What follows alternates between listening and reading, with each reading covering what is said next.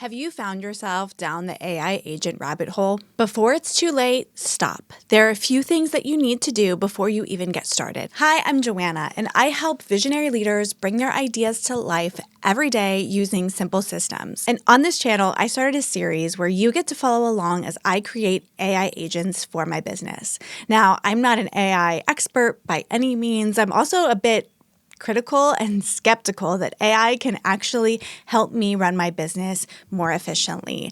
But if you want to learn what I'm doing, get behind the scenes look at what is working, what isn't, and how it works, then make sure you subscribe to my channel so you never miss a video. I recently posted a video where I show you the 2 agents that I've created so far and walked you through their workflows. While creating that video, I thought of a few things that are really important to share. If you want to create AI agents for your business, there are some things that you really need to have in place and need to think through before you even try to make a workflow.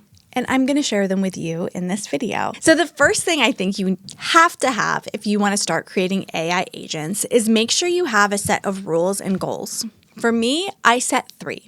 The first one is whatever the AI agents do has to improve my customer experience. I never want the customer experience to get worse because AI is handling a piece of it. I only want to bring in an AI agent if it's going to actually improve what's happening for that customer. Number 2, I want to focus on tasks that no one wants to do. So what are the things that always get pushed to the next day? What are the things no one really wants to actually get done because it isn't fun? I don't want to take away the strategic work, the creative work, the exciting work that any of my team members are doing. And I only want to focus on the things that actually nobody wants to do in the first place and give that to AI. Number 3 is my goal is to free up time so me and my team can spend even more time on high value tasks.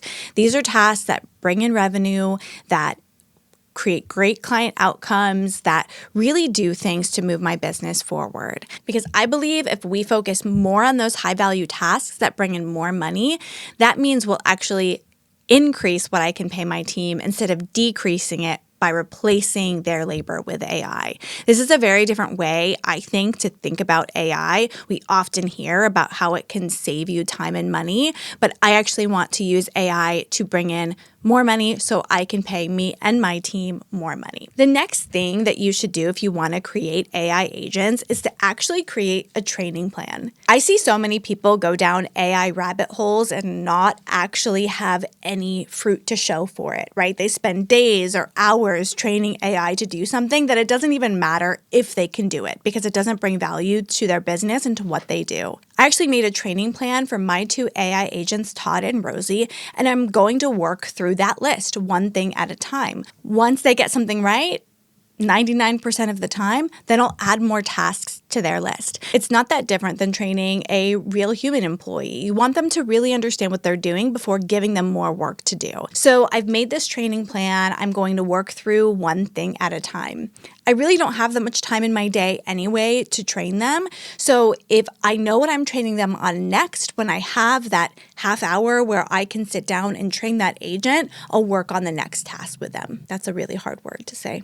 The next thing on my list that you really need to have before you actually start training your AI agents is you should actually already have a system in place for that task before you try to get an agent to do it. Now, this can be a sore subject for people because you may not have any systems in your business. But as an example, when I started training Todd, my sales support specialist, in helping me create scope of works using AI, I actually already had a system for creating a scope of work. I had packages, I had that text ready, I had a board in Monday.com where we were tracking our sales pipeline.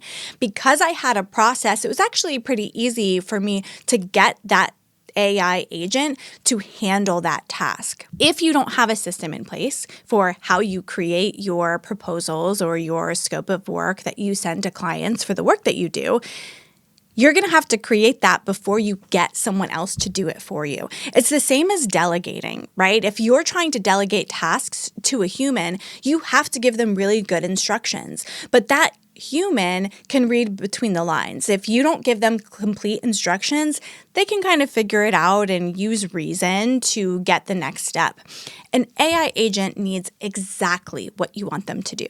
So if you struggle to delegate tasks, to a human. And if you struggle to get them to do what you need them to do, getting AI to do what you need to do is going to be even harder. Now, if you don't have any systems for anything, or you've already trained AI on the one thing you have a system for, then start making systems. Start creating systems and processes in your business that you can actually do repeatedly. And then once you know that system works, figure out how to train AI to do it for you. Well, thank you for watching this video from the COOLab. If you'd like help building systems in your business so that you can actually train an AI agent to do it for you, then make sure you check the link in my description. I offer hour-long business strategy calls where I can help you create systems for your own business and even talk you through how I'm setting up my AI agents inside of Monday.com. And if you want to keep following my journey on how I'm using AI agents to build efficiencies in my business, sharing the good, the bad, the ugly, and everything that I'm going through, then make sure you subscribe to this channel so you never miss a video, and I'll see you next time.